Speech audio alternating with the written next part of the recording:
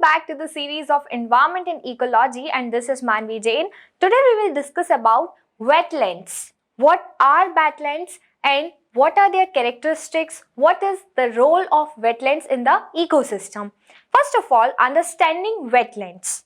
So, the area of marsh, fen, peatland, whether natural or artificial, are all covered under the land of wetlands.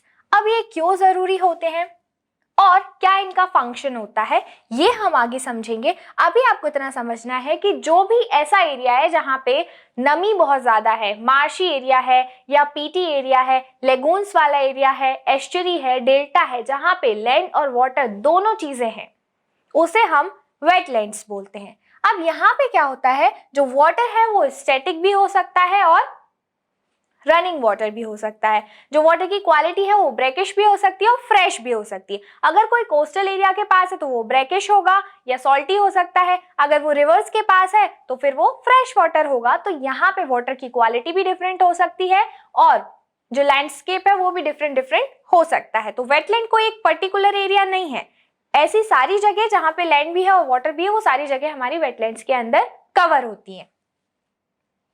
फिर आप देखेंगे functions of wetlands. क्यों wetland जरूरी है? इतने सारे कन्वेंशंस होते हैं वेटलैंड्स के लिए, उनके कंजर्वेशन के लिए। Why actually are they necessary? तो इनका जो फंक्शन है वो है सबसे पहले वाटर सप्लाई। देखिए, वेटलैंड्स नाम से ही क्लियर हो रहा है कि वहां पे वाटर की कमी नहीं होगी, ड्रॉट वाली कंडीशन नहीं होगी। अब जो वेटलैंड्स होते हैं वहां पे क्या होगा, जो ग्राउंड वाटर लेवल है वो बहुत अच्छा होता है, यानी कि वहां पे जो मिट्टी से पानी ले रहे हैं वो काफी अच्छी क्वांटिटी में मिलता रहता है। तो जो अंडरग्राउंड वाटर लेवल है वो कभी कम नहीं होता, जिसकी वजह से वो एरिया हमेशा अबंडेंस ऑफ वाटर में रहेगा। फिर है क्लीन वाटर। अब हम बचपन में 6-7 क्लास में पढ़ा करते थे, we can purify water through the soil. पानी को हम मिट्टी से छान सकते हैं। कैसे? क्योंकि सॉइल में ऐसी प्रॉपर्टीज होती हैं जो वाटर को प्योरीफाई कर सकती है।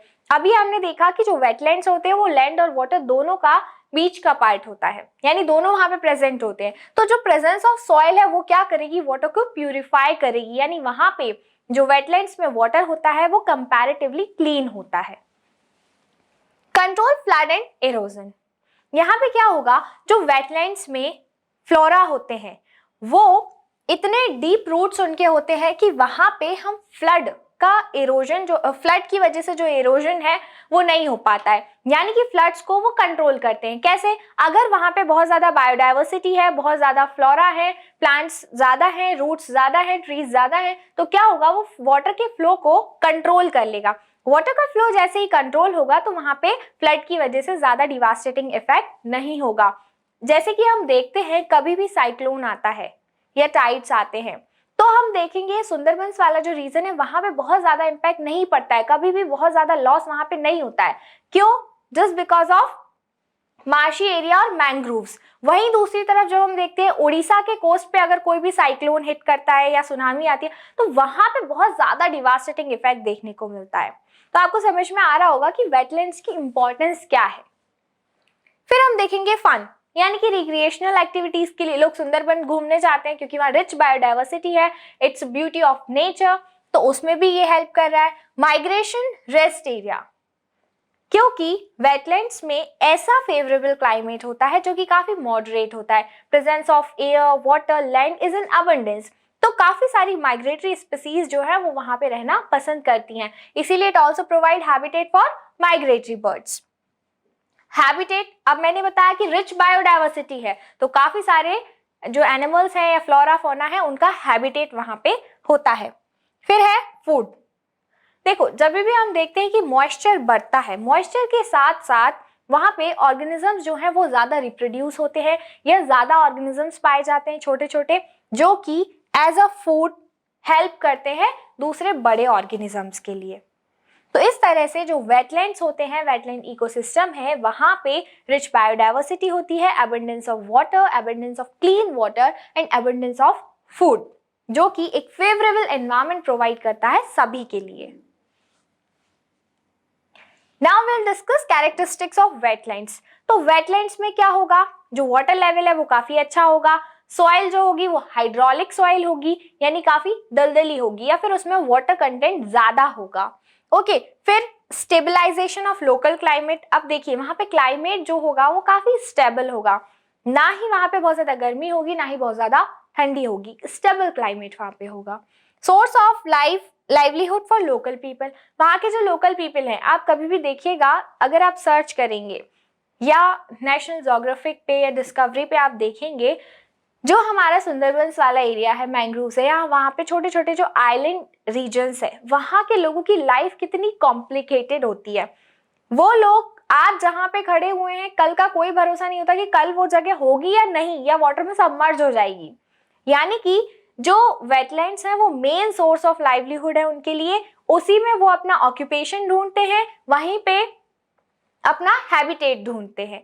अब वो ऑक्यूपेशन कैसे ढूंढते हैं, तो देखिए नेक्स्ट स्लाइड में जब हम यहाँ पे पढ़ रहे हैं reasons for depletion of wetlands, तो यहाँ पे एक टॉपिक है conversion for lands for agriculture, दूसरा है एक्वा कल्चर। ये जो इमेज आप मेरे राइट में देख रहे हैं ये एक्वा कल्चर की इमेज है। यहाँ पे क्या होता है, जो लोग वेटलैंड्स में रहते हैं, क्योंकि उनका ऑक्यूपेशन कोई भी इंडस्ट्रियल नहीं हो सकता है, बहुत ज्यादा इकोनॉमिक डेवलपमेंट ऐसी जगह में नहीं हो पाता, because it's very unstable place for human beings और फॉर कमर्शियल पर्पजेस, तो उसकी वजह से उनका जो मेन ऑक्यूपेशन है वो एग्रीकल्चर होता है और दूसरा एक्वा कल्चर होता है। अब एक्वा कल्चर क्या होता है, ये जो रिंग्स आप देख रहे हैं यहाँ पे, ये रिंग्स क्यों बनाई गई हैं, यहाँ पे इन रिंग्स के नीचे जब आप वाटर में देखेंगे तो वहां पे एक नेट होता है। यहाँ ऐसा क्लाइमेट प्रोवाइड किया जाता है कि जो फिशेज है या दूसरे मरीन ऑर्गेनिजम्स हैं जिन्हें वहां के लोग पकड़ना चाह रहे हैं, कमर्शियल यूज करना चाह रहे हैं, उनको वो अपने जाल में फंसाकर या वहां पे उनका एक्वा कल्चर करते हैं, यानी कि उनकी ब्रीडिंग होती है और उनको वहां से लिया जाता है, पकड़ा जाता है। तो ये उनका मेन ऑक्यूपेशन होता है। अब इसकी वजह से लॉस क्या है, देखिए कोई भी चीज तब तक ही सही रहती है जब तक कि वो एक लिमिट में की जा रही हो। अगर हम अपने बेनिफिट के लिए उसको ओवर यूज करने लगेंगे तो कहीं ना कहीं वो हम नेचर को भी हार्मफुल इफेक्ट देगी और ह्यूमन बींग्स को भी इन रिटर्न। तो यहाँ पे देखिए conversion of lands for agriculture, जैसे जैसे एग्रीकल्चरल लैंड की जरूरत बढ़ती जा रही है ह्यूमन पॉपुलेशन के साथ साथ, वैसे वैसे जो वेटलैंड्स हैं वो धीरे धीरे खत्म होते जा रहे हैं, वहां तक एग्रीकल्चर बढ़ता जा रहा है, वहां तक जो लैंड एरिया है वो बढ़ता जा रहा है, आर्टिफिशियल तरीके से भी और नेचुरल तरीके से भी। ओवरग्रेजिंग की वजह से जो सॉइल है वो बहुत ज्यादा खराब हो जाती है, अनफर्टाइल हो जाती है। Removal of Sands from beds, अब अगर सैंड बेड से सैंड को निकाल लिया जाएगा, सैंड माइनिंग कर ली जाएगी, तो ऑब्वियसली वहां का जो इकोसिस्टम है वो पूरा डिस्टर्ब हो जाएगा। फिर एक्वाकल्चर जो हम ऑलरेडी डिस्कस कर चुके हैं, pollution is the major cause, it's a crucial reason for all the biodiversity, या जो भी हमारे नेचर से रिलेटेड प्रॉब्लम्स हैं उनका जो मेन कॉज है वो पॉल्यूशन है, आइदर वो नेचुरल तरीके से हो या ह्यूमन। बाकी पॉल्यूशन जो है वो ह्यूमन तरीके से ही ज्यादा होता है, मैन मेड फैक्टर्स उसमें ज्यादा होते हैं। फिर डोमेस्टिक वेस्ट, जो भी डोमेस्टिक वेस्ट होता है चाहे वो इंडस्ट्रीज से हो चाहे हाउस होल्ड से हो, जनरली वाटर में डिस्चार्ज कर दिया जाता है और उस डिस्चार्ज की वजह से जो वाटर है वो काफी पॉल्यूटेड हो जाता है। सेकेंड थिंग, जितना ज्यादा वेस्ट हम वाटर बॉडी में डालेंगे उसकी जो डेप्थ है, उसका जो वाटर लेवल है धीरे धीरे कम होता जाएगा, नीचे से वो भरता जाएगा, तो वहां पे वाटर का लेवल कम हो जाएगा।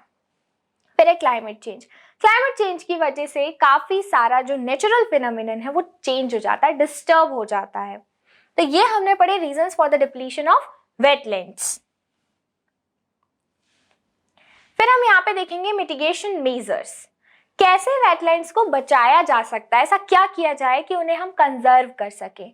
सर्वे एंड डिमार्केशन, समय समय पर अगर सर्वे होता रहे, डिमार्केशन होता रहे कि हाँ ये वेटलैंड्स हैं, इसका ये यूजफुल नीड है इसकी, तो हम उन्हें पहले से कंजर्व कर सकते हैं। ऐसे कुछ एफर्ट्स डाल सकते हैं, लाइक एक्वाकल्चर को वहाँ बैन किया जा सकता है, या कोई भी ऐसी एक्टिविटी जो उसे नुकसान पहुंचाने वाली है उसको स्टॉप किया जा सकता है। आर्टिफिशियल रीजनरेशन, अगर कोई चीज कम हो गई है, हमारे पास ऐसी बहुत सारी टेक्निक्स होती हैं जिसके जरिए हम उसे दोबारा से रिसाइकिल कर सके, रिन्यू कर सके, रिवाइव कर सके।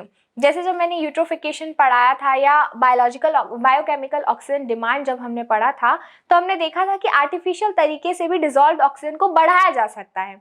लेकिन वो कब होगा? जब हमें पता होगा कि उस वाटर में ऑक्सीजन की कमी है।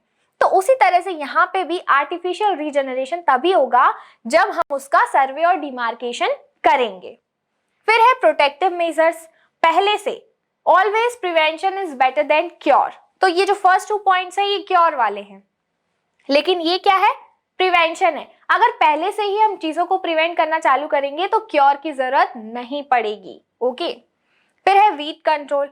वाटर में कई सारी ऐसी वीड्स होती हैं, वीड्स यानी कि ग्रास, फॉर्म ऑफ ग्रास, जो कि इन्वेसिव होती है या जो वहां के जो फ्लोरा और फौना है उनको नुकसान पहुंचाती है। तो ऐसी वीड्स वाटर में ना हो तो ही अच्छा होता है। तो weeds control. Wild life conservation.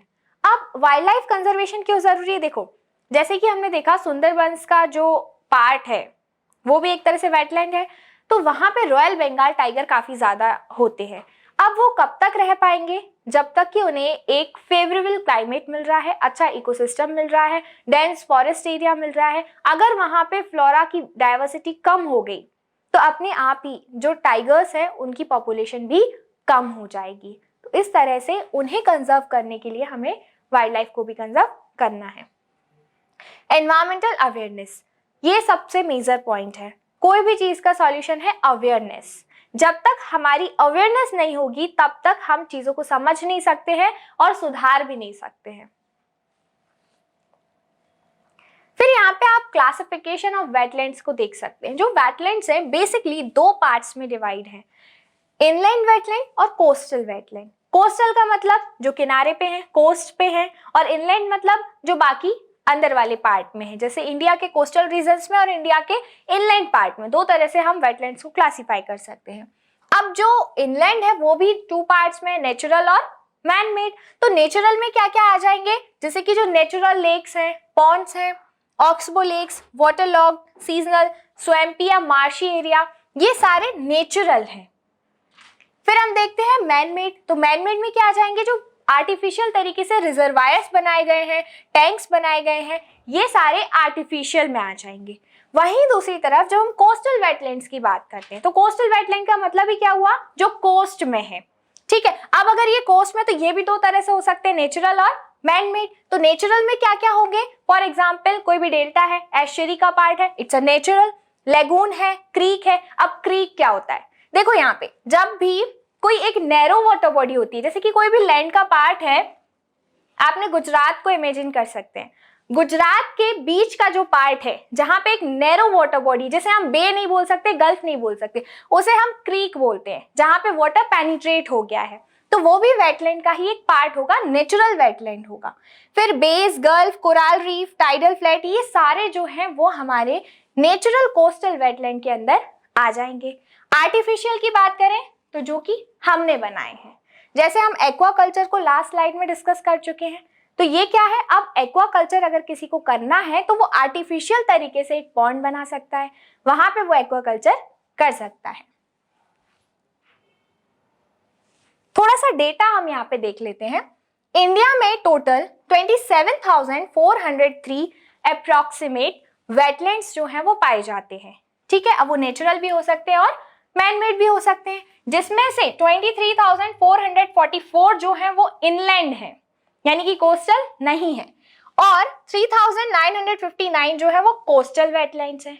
अब जो वेटलैंड्स हैं वो लगभग 18.4% जो है एरिया कंट्री का ऑक्यूपाई करता है, जिसका इस 18.4% एरिया का लगभग 70% जो एरिया है वो पैडी कल्टीवेशन के अंदर आता है। पैडी यानी कि राइस कल्टीवेशन के अंदर, क्योंकि हमें पता है कि जो पैडी है वो वहीं पे हो सकता है जहां पे वाटर बहुत ज्यादा हो, वाटर लेवल हाई हो। तो यहाँ पे जो 18.4% एरिया है टोटल कंट्री का वेटलैंड्स के अंदर, उसका 70% पैडी कल्टीवेशन के अंदर है। तो ये आज हमने टोटल डिस्कस किया वेटलैंड्स के बारे में, क्या होते हैं, क्या फंक्शन है और क्यों उन्हें कंजर्व करना जरूरी है। नेक्स्ट स्लाइड में हम देखेंगे रामसर कन्वेंशन ऑन वेटलैंड्स। तब तक के लिए thank you and be in touch with us.